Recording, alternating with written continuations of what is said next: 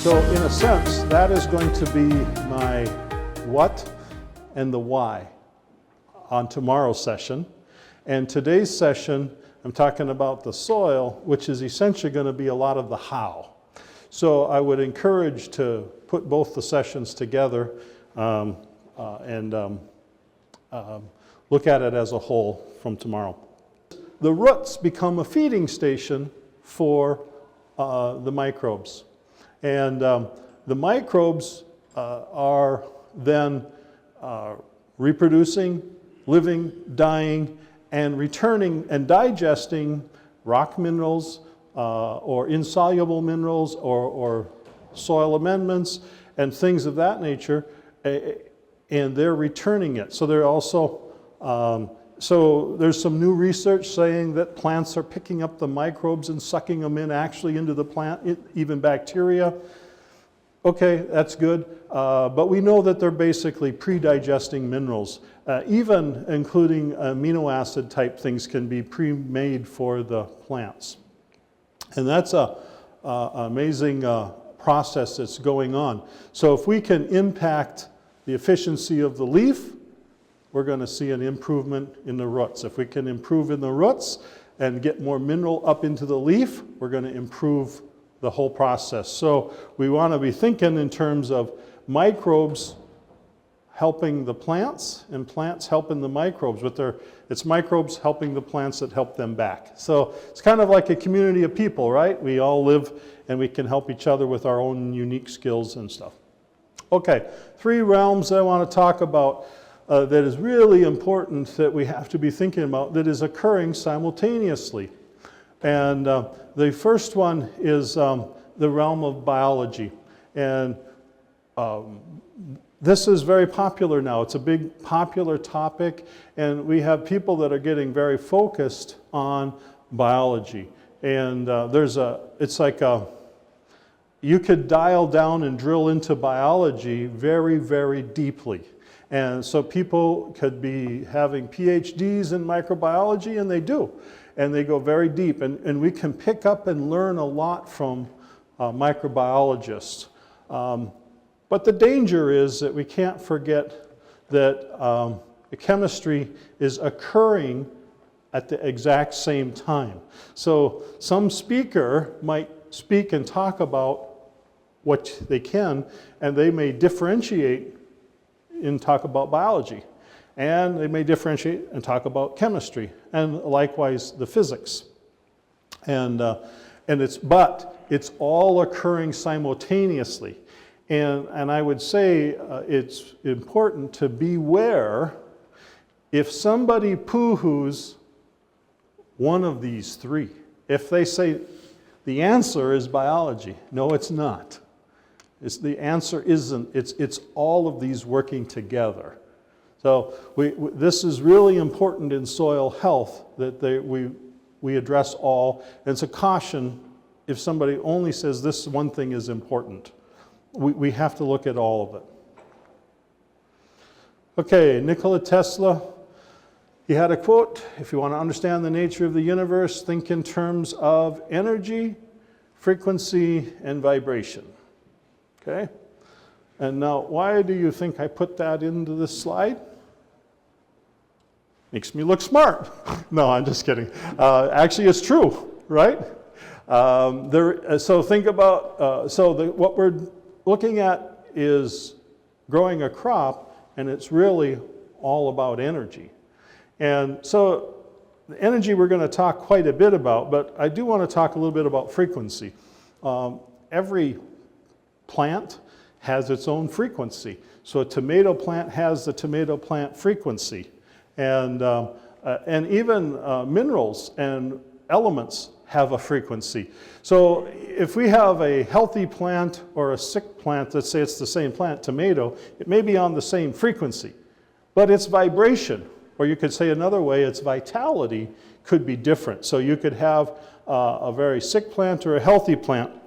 A long time ago, so I study and I follow the work of Dr. Reams. Anybody heard of Dr. Reams? Okay, about 5-10%, 10%, okay. So he had a mentor, And his mentor's name was Dr. Charles Northern. And Dr. Northern was in Florida, and he did a very unique experiment. He discovered the value and the importance of soft rock phosphate, which is a colloidal clay impurity, and it was washed off so that they could get the high-grade hard rock phosphate and use that in the mining operation. So they made various fertilizers with that. Dr. Northern had a company called Soil Builders Incorporated, and this would be well over 100 years ago. And he put soft rock phosphate in a pot along with the soil and other minerals, and he had a second pot which he did not put the minerals in, and he had 2 tomatoes planted. And the tomatoes were intertwining around each other. One from a healthy soil with pot, and I've seen the pictures of it, and what happened was insects came and ate all the leaves of just that one plant and left the other plant alone. Okay, and this is about that vibration of an unhealthy plant will attract insects, and a healthy plant will not attract. And so we're dealing with energy, frequency, and vibrations, even though in a farmer basis or on the ground, we're dealing with physical things that we carry, plugs of tomatoes and fertilizers and things that we touch. We're dealing with the intangible that's kind of behind it, the energy that's behind it. So I have to ask a question. This is one of my, oh, and by the way, kudos to Gary for a good PowerPoint and really nice, good, mine is looking pretty plain, but I still have a message, but Gary did a great job with his PowerPoint. But anyway, question, what is a plant? Can't hear it, say it again? Living organism. Living organism. Okay? All right, so in the context of that quote from Tesla and what Dr. Reams would teach, I would call a plant an energy accumulator. A plant accumulates energy. It has a tiny bit of energy to start with as a seed, and over the course of its lifetime, it is attracting energy. So it has the upper part of the ground, above the ground I should say, is leaves, so it's attracting energy from the solar system. And it's attracting energy through its roots. Okay? And then according to its frequency, it reformulates the energy into the crop that we sell or eat. Okay, so in a sense, a plant is actually an antenna. It's got an antenna above ground. It's got an antenna below ground. The plants are receiving, in an electromagnetic way, they are receiving energy. So you could say that plants receive nutrients at the root level through the biological interaction. That's true. You could say that plants receive energy at the roots through their chemical interaction through the nutrients that are there. That's true. And you could say that plants are receiving nutrients through the electromagnetics and the physics that are forming, that are using electromagnetic energy to help grow and bring nutrients to the plant. And that's true. So that's why we have to look at the whole plant and be careful not to jump into a narrow view. We want to look at farming kind of a yes and instead of a no but. No, but this way is the only way. Okay? So before we can say what is healthy soil, it's really important to define it. And there's really not official definitions of what is healthy soil. There's a lot of definitions out there, but what is it? So I'm going to propose what I think. I had a call once, and this guy called me and he says, I have been working with a consultant, and my fungal and bacterial numbers on my soil are perfect. The ratio's perfect, and the quantity is my soil is perfect. But my plants aren't very healthy, and the food doesn't taste very good. What's the problem? And I sort of chuckled and laughed, and I said, well, your standards aren't matching actually what nature's requirements require. You're not meeting nature's requirements for quality.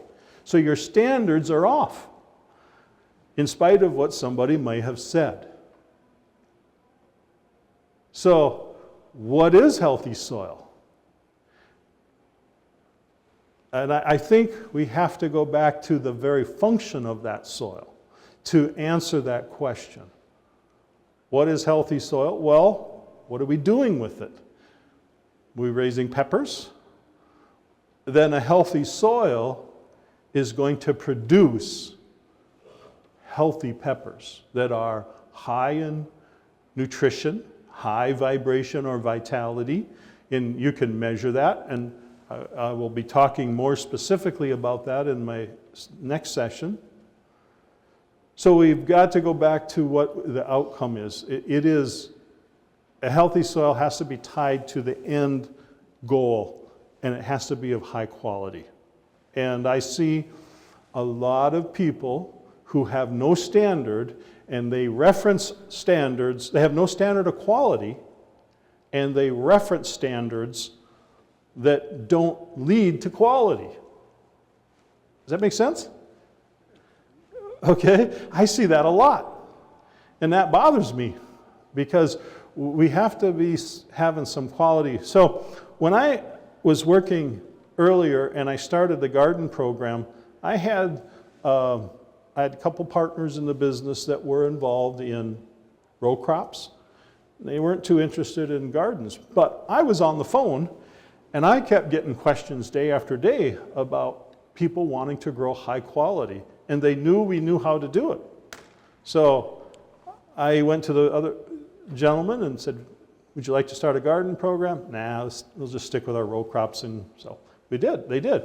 Well, then I started it on my own. And then I got part of that company, and so it merged into the company. So it came in anyway. And I was studying Dr. Ream's material through cassettes, because he had passed by that time. And I was listening to theory all the time. And then I was working with gardens, and I was implementing what I learned. Now, the really nice thing about gardens, for a backyard garden, is people don't want to spend money on a garden program and not see results, right?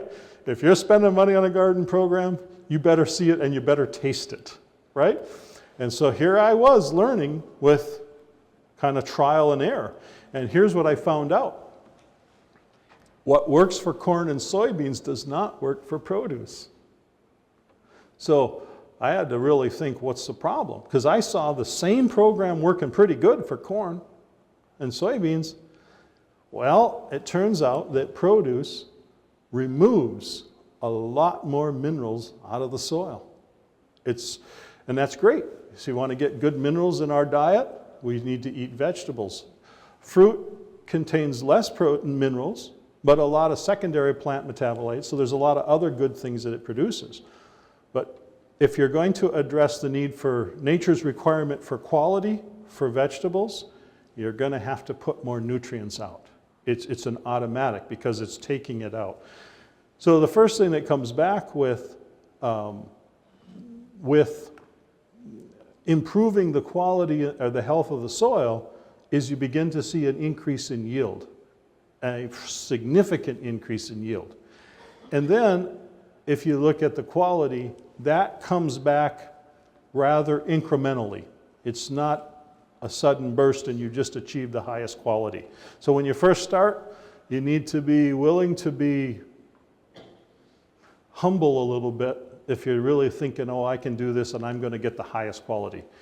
It takes a little effort and some time. So going back to defining healthy soil is going to produce a really healthy, high-yielding, high-quality crop. And if you can achieve that, then you've definitely got healthy soil. If you do not have healthy soil, there is no way you can get a real healthy crop. Okay? Again, I will be touching on this a lot more in my next session. So that's my approach to that. We have to have a better standard. Okay, so in this process of getting healthy soil, what is the most important component? What do you think? What's that? Calcium. Calcium? It's you. You are the conductor of this symphony, okay? So, if a plant is an energy accumulator, what do you have to provide for those plants? Energy, right? So, we're going to break that down, but your role is absolutely critical in achieving quality. It is your decisions of what goes in, what doesn't, and what's applied or not. And a plant does not make energy. A plant only accumulates energy. It'll only do the best that it can in the environment it is in. Okay, so what is needed is your inputs and your decisions to make that. So that's why you're the most important part of the program. So now we're going to get to the heart of this talk. And so how is soil optimized, or how do you bring it up to becoming a very healthy soil? I've got several things, and each is nuanced, but let me get into it. The very first thing is to analyze. Now, there are people who are really good that might be able to feel their way through this process and just kind of let nature speak to them, but that's not what I'm advocating. It's usually a good, a pretty quick route to get to mediocre at best, typically. I know there are some exceptions. So the important thing to know is that minerals, in a process of growing crops, minerals are leaving that soil and that environment every time you throw out a weed, every time you harvest a pepper. Now, the volume of the minerals isn't that much. Most of what you're raising is atmospheric elements. So carbon, hydrogen, oxygen, nitrogen, things that are derived from the atmosphere. The amount of earth minerals are what would be showing up in the ash content of the produce.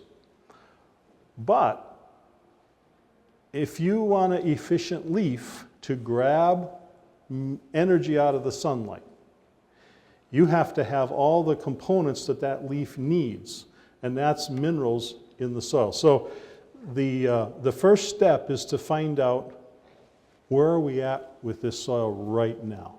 And I recommend annually testing soil once a year for produce. If it's a greenhouse and you're a little bit to the south and you have multiple seasons in that greenhouse, especially, I'd probably recommend 2 soil testings, one in front of each growing cycle.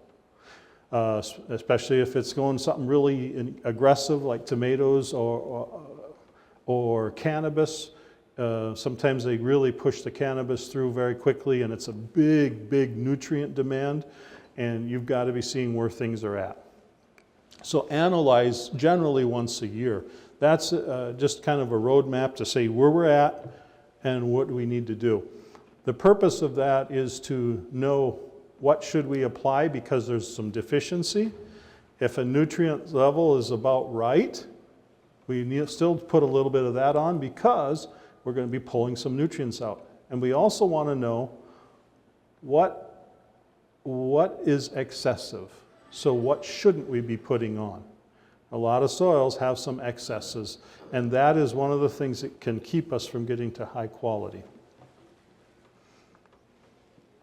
Okay, the next step is to mineralize, and this is a very long, nuanced thing, but it's just covered with one word. The process of building up fertility in a soil involves the microbial digestion. So it's kind of like if you have a warehouse that's manufacturing something, you first need to put the components in place, and then those components need to get worked on to become the final product. So we're putting out minerals first, but the final product is what's going to show up on the soil test. So through digestion, some of those nutrients get taken up, some of them get put in reserve in a humus clay complex, and there becomes available nutrients. So it takes some effort, a little bit of time to build that up. So we need to recheck on that. So what are we looking for? The major minerals, and the major foundational minerals for a healthy soil would be the calcium, phosphorus, potassium. And I'd throw in relationship to ratios, we also want to look at magnesium for the calcium to magnesium ratio. But there's some most soils are minerally deficient in a lot of things. Calcium, it can be, most of the time.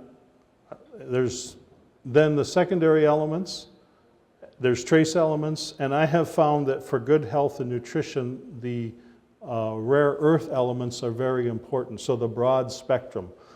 And as consumers, we want to have flavorful produce. And if we analyze it, we might find 30, 40, 50 different elements in produce, or in what we eat. But we're saying plants only need 15, 16, 18. So it's better to supply some of the broad spectrum as well. Some of that can be done through good foliar sprays. Some of the biostimulant sprays are also broad spectrum, and so we can cover it there. There is a fair bit of time it takes to get the minerals built up, but you can see some results in the first year. I had an Amish lady call me once, and she said, you know, I just want to put this out there. She said, you know, I have this garden, and every year I've been putting compost and manure on, and it really did well, and it started tasting better every year, and then started getting worse, and then over the last few years it's been getting worse every year. And I told her she had the solution and the problem in the same sentence. And I have cautioned people not to put on compost automatically. And the smaller the garden size, the more this is a problem, because people think, well, compost has a good feel-good factor. It feels good, and the more you put on, it feels like you're doing something better. But it's not the case, because there's a lot of potassium, and it disrupts the calcium to potassium ratio. So ratios are really, really important in soil, and so are levels. And so that's one part of it. Flavor is also impacted by the trace elements, and so that's why we need to check it yearly.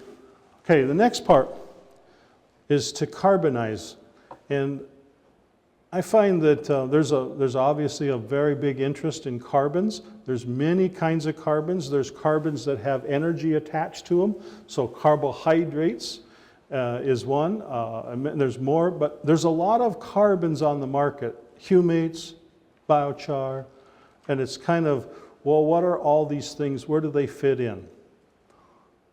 There is a place for a lot of it, and it does help because a lot of these carbons are the foundations of biostimulants, of facilitating a good environment for the microbes.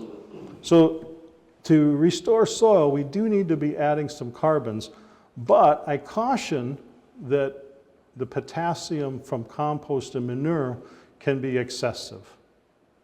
So we need to be really careful there. And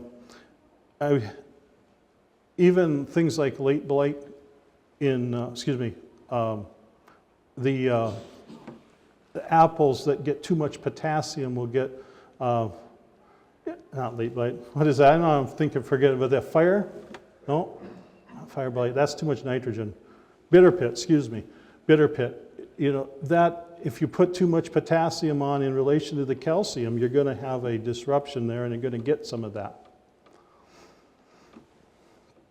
Okay, so carbons are important.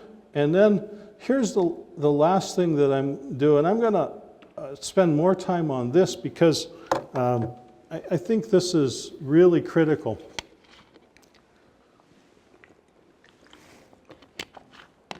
Dr. Reams, when he would teach his classes, he would start with E equals mc squared.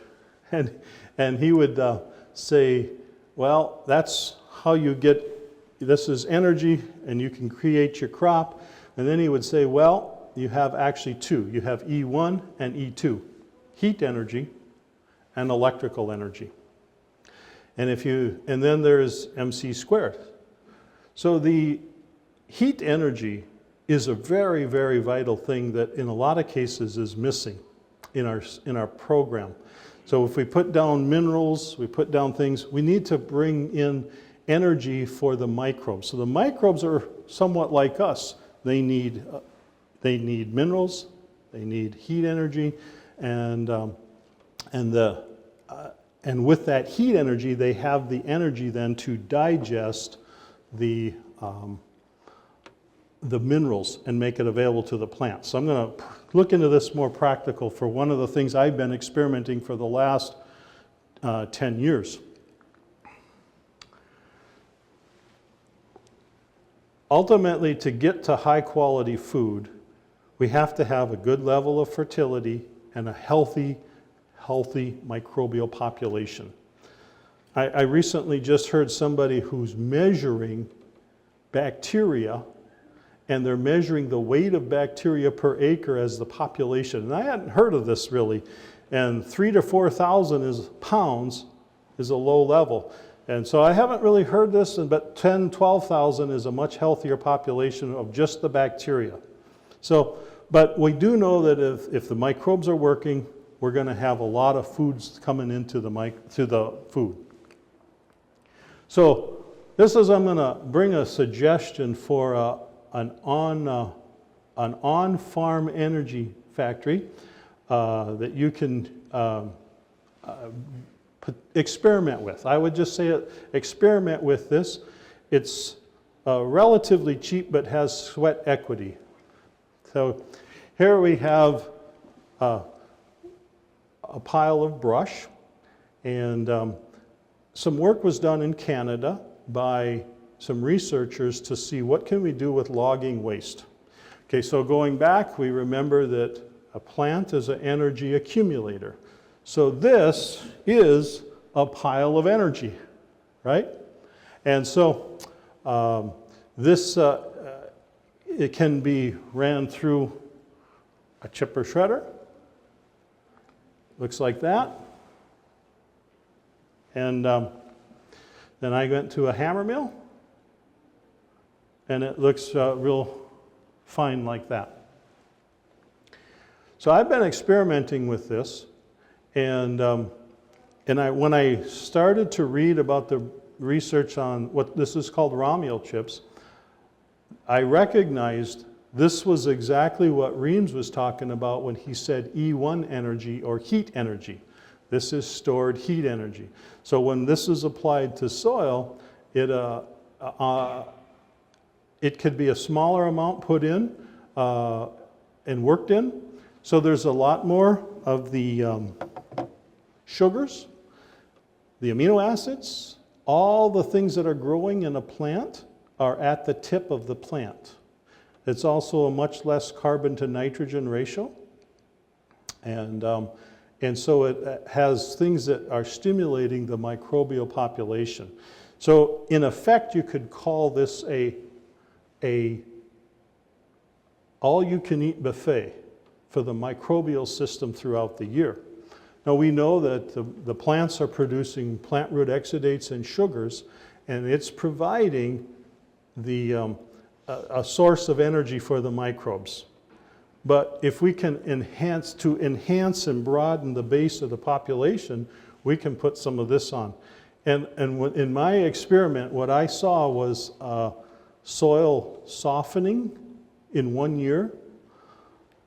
It softened from cloddy to very soft. I found an increase in the bricks of the produce,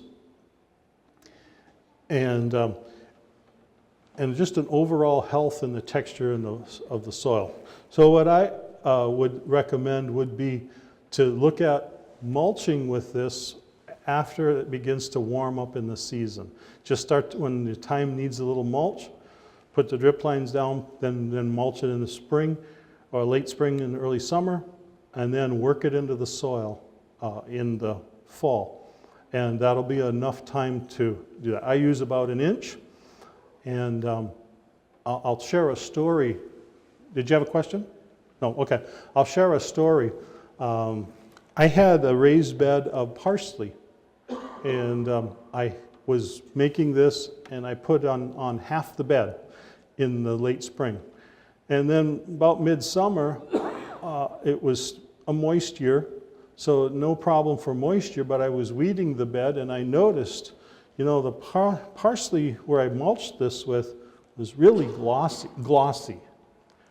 And I thought, So I tasted both sides of that bed where I had mulched. Everything else was the same for fertility. And it wasn't dried out where I did not mulch it. And I was looking and I tasted it. It's like, wow, there's a difference. I can taste it. So I could see the difference, and then I could taste the difference. The difference was 1 bricks. So it was 11.5 bricks without the mulch, 12.5 bricks with the mulch. And in reference to like a grocery store, a lot of times you might find the bricks to be 7.5 for parsley.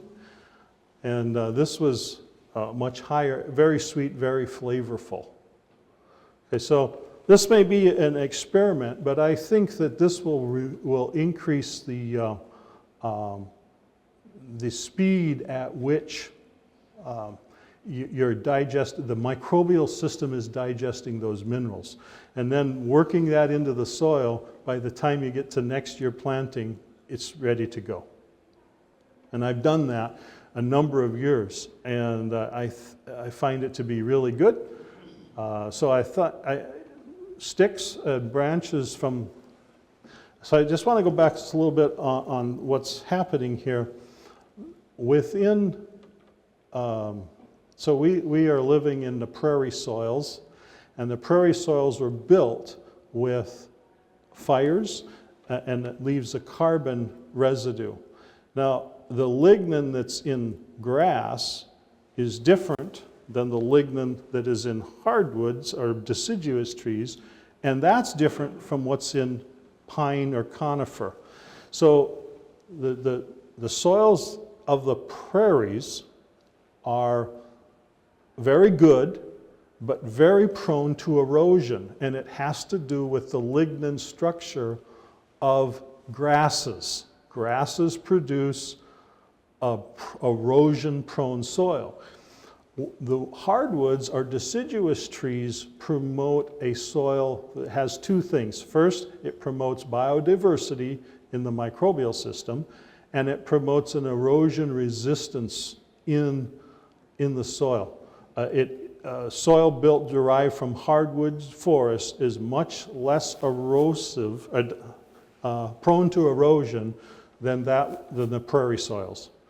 And the trees from pine trees would be having a repressive approach. So if you have a lot of pine trees, they work by not allowing biodiversity. So it's not recommended.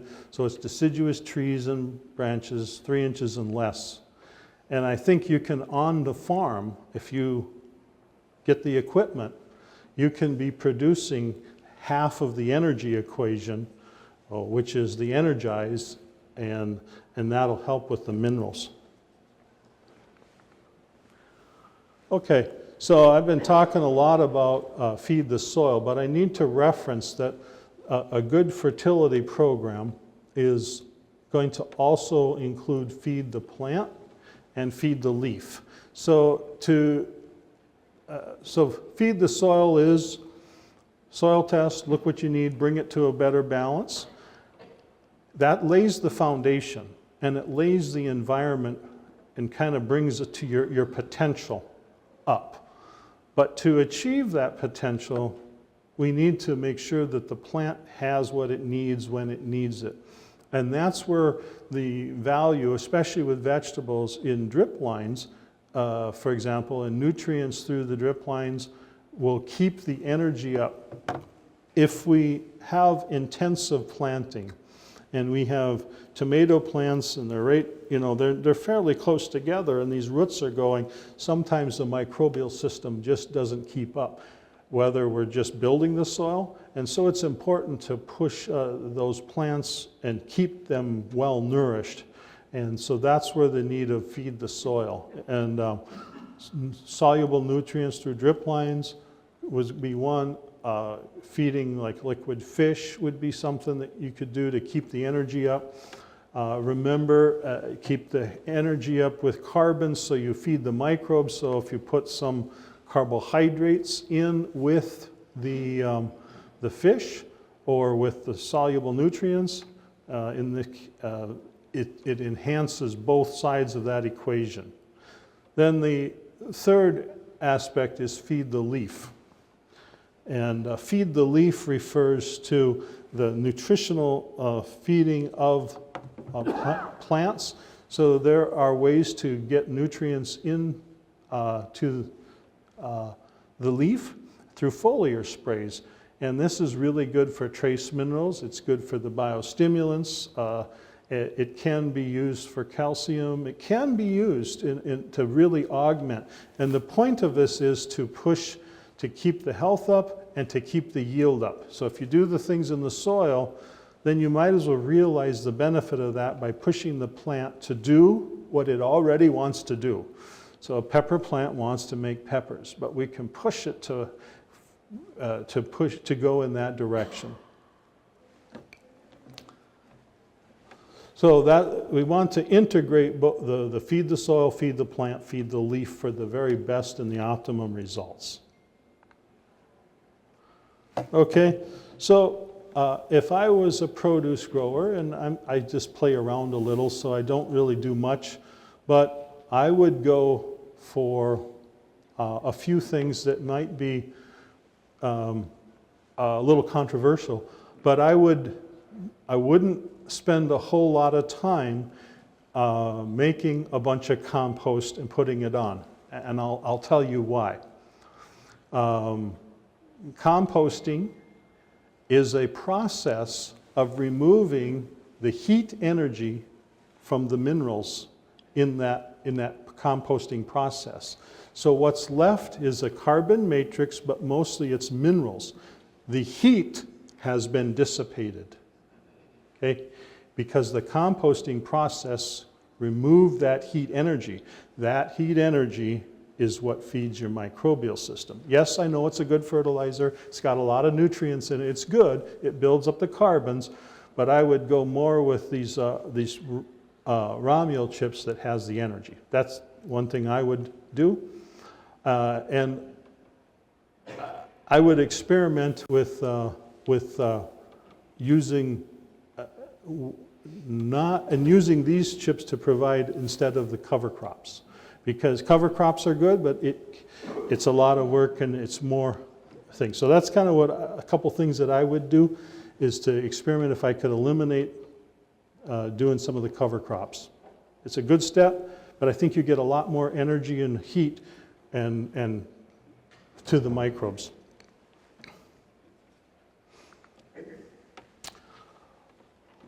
Okay, so I kind of went through kind of fast, and I know there's a lot involved with different products that go into mineralizing a soil, and that would take a full day's course. So I'm going to see if there's any questions now for this, what I covered with this process. Yes? Well, you mentioned that you're going to remove the cover crop in order to increase energy. Are you going to do that before or after you have enough biology and enough organic matter built in that soil to keep erosion down? No, I'm going to use the raw meal chips in place of the cover crops. Yeah, I didn't clarify very well. Yes, we want to build the carbons and we want to build the microbes, but from my use, and I haven't done a lot of experiment with cover crops, but I played with 10 years with the raw meal chips, and I'm seeing really good things with that. And that's probably good on small acres, but on broad acre fields, that's probably not be a good plan. On broad acres, I would say just experiment and see. You know, it may not work. It may be that you've got to stay with plastic, but it is worth experimenting with. I'm talking about 800, 900 acre fields a week. Where are you going to get enough? No, yeah, it probably wouldn't be. There could be small doses. You know, if the industry is developed and it went to like pellets, you could probably put it into a system. But probably not 800, 900 acres. Then cover crops on that size would probably be the thing because you're going to grow it in place. Yes. What would be a great time to add your mulch or your wood chippings, like middle or late fall? I'm just thinking about the heat and burning the crops. So what time do you add the wood chips? Great time period. Yeah, I would, if you're using very small amounts, you could add it with your minerals. It's just a very light a dose, and then when it gets warm, then add it as a mulch on top. So early summer or thereabouts. And what the research was that the trophic chains, there's a lot of fungal breakdown, and then that feeds the microbes, and so you're just stimulating the whole gamut of biology with that.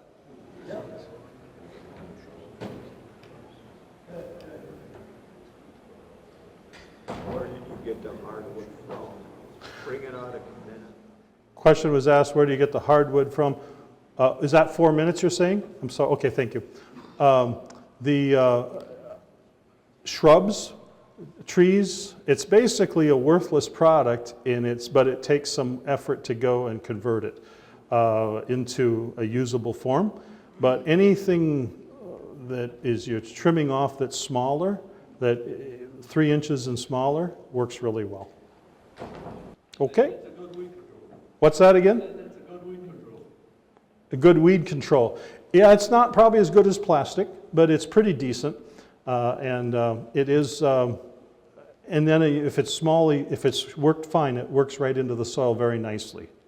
So that hammer mill part of it really is nice. If you got a chipper shredder, you can just put it back into the shredder a few times, but that's for small scale. For larger scale, back of the tractor is really good. Okay, in the next session I will talk about the variation of nutrients and give some good experiments that was done by a lot of growers and looking at how kind of what we use to look at nutrient dense foods and how we look at that. So thank you.